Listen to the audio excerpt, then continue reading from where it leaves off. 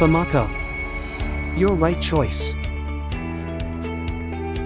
E ciao a tutti amici, io sono Franco Aversa e oggi sono qui per mostrarvi un'apparecchiatura che era da molto che dovevo farvi vedere perché mi era arrivata alla vigilia di Natale, ma solo ora riesco a fare questa recensione e spero poi di farne altre. Questa è una prima visione di questo controller. Di cosa sto parlando? Della Fomaco, l'abbiamo già conosciuta con la telecamera Full HD, la PTZ, molto bella con NDI HX.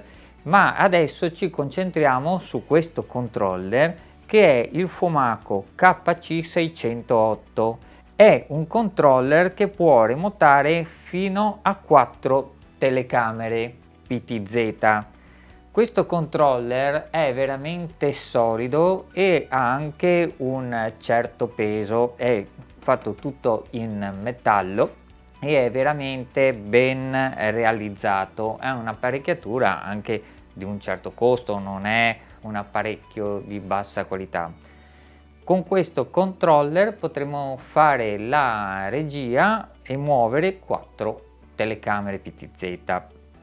In questo momento è collegato alla mia PTZ Fomaco e è l'inquadratura che state vedendo. La luce in questo momento è scarsa perché ho un unico anello di luce che mi illumina e come vedete la qualità della telecamera è buona, ma stiamo parlando del controller. Il controller adesso come è collegato? Il controller sul retro vedete abbiamo una presa RS232 e abbiamo anche il cavo in dotazione, abbiamo una presa RS422 e poi abbiamo la connessione Ethernet.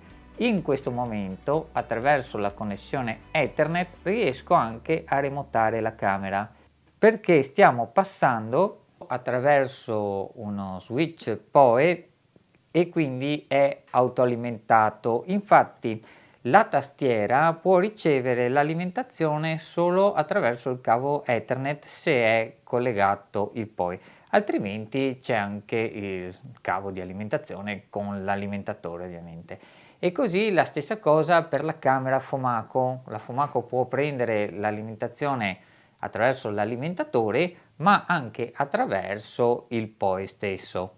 Quindi con un unico cavo Ethernet in questo momento stiamo andando a controllare una o più camere che saranno collegate attraverso il PoE. Sul controller come vediamo abbiamo la scelta della telecamera, quindi ci basterà premere camera 2, camera 3 eccetera. Abbiamo un joystick per il controllo della camera e con questo già si fa tutto perché riusciamo a fare sia i movimenti camera muovendo destra sinistra alto basso che ruotando possiamo fare lo zoom. Vi faccio vedere, in questo momento vedete sto tirando verso su, verso giù, verso destra, verso sinistra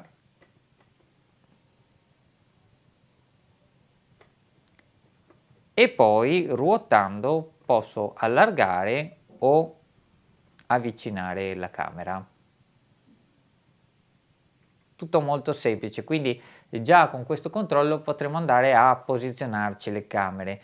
Io consiglio di usare le camere PTZ come camera fissa, quindi ad esempio un convegno come nel mio caso adesso io vado a inquadrare la persona, poi cambierò ad esempio sull'altra PTZ con un campo largo e a questo punto userò il controller per andare a richiamare dei preset che ho fatto prima sulla camera per posizionarla sulle varie persone e eventualmente aggiustare la ripresa col joystick. Come facciamo? Ogni camera può ricevere 255 preset dalla tastiera.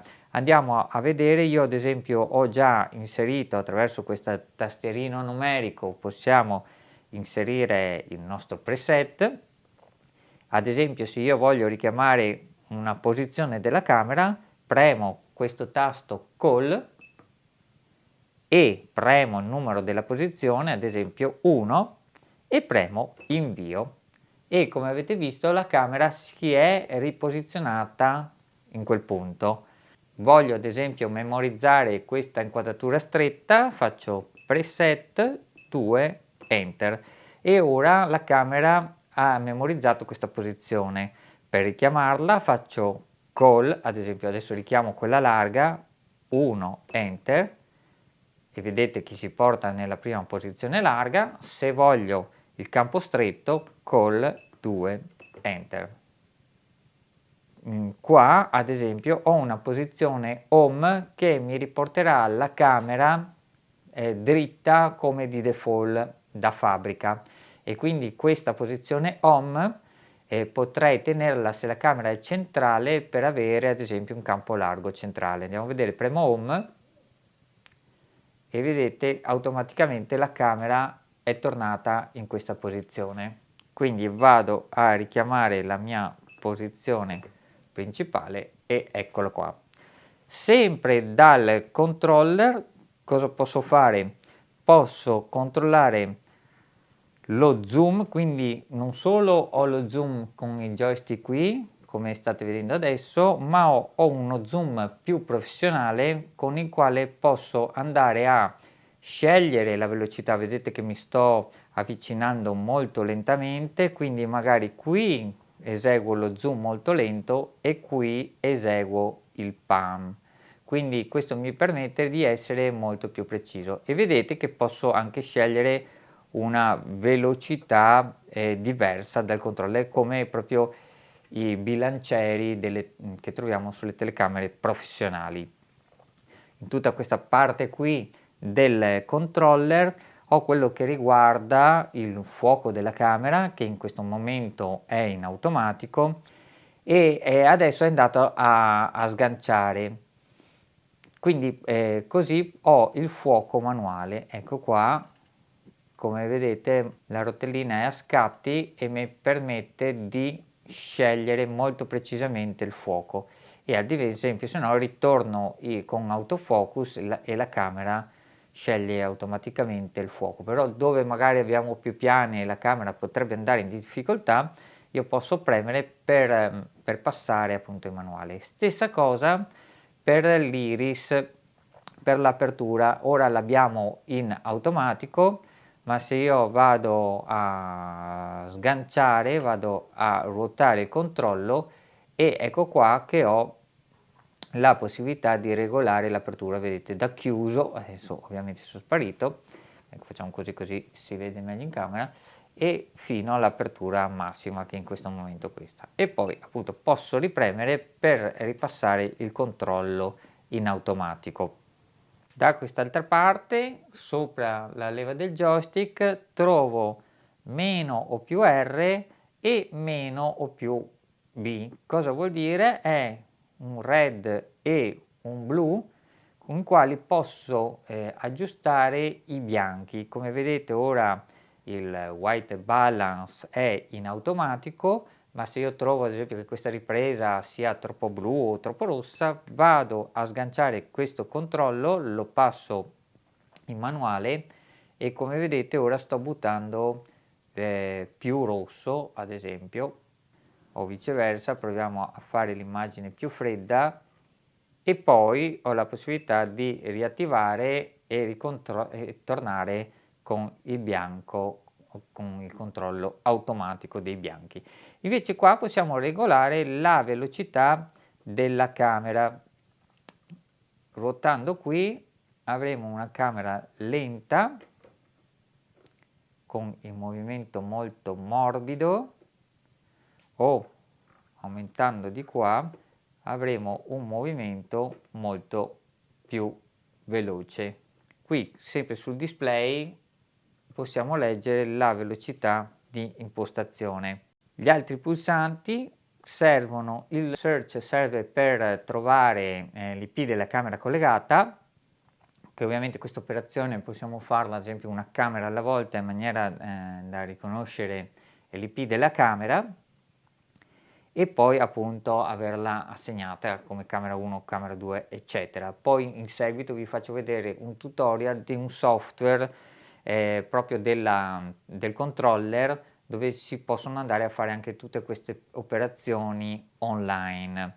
E poi abbiamo un setup, premendo questo possiamo andare a vedere tutti i vari menu, cioè il tipo di controllo, cioè tipo il protocollo della camera, visca, eccetera.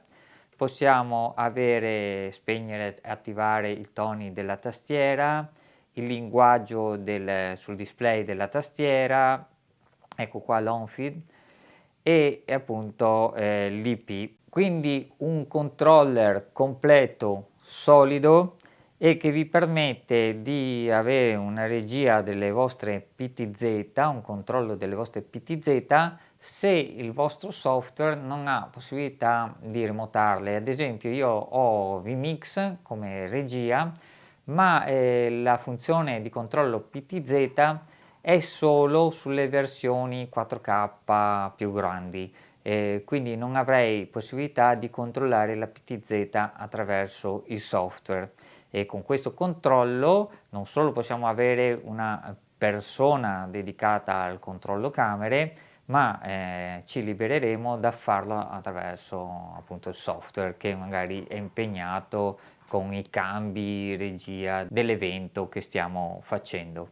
Bene, in descrizione a questo video metterò tutti i link della Fomaco per l'acquisto di camere PTZ e anche del controller, come detto, sul quale torneremo per vedere il software e come settare le varie camere, quindi più un tutorial che una recensione. Io vi ringrazio per avermi seguito e ringrazio la Fomaco per queste attrezzature.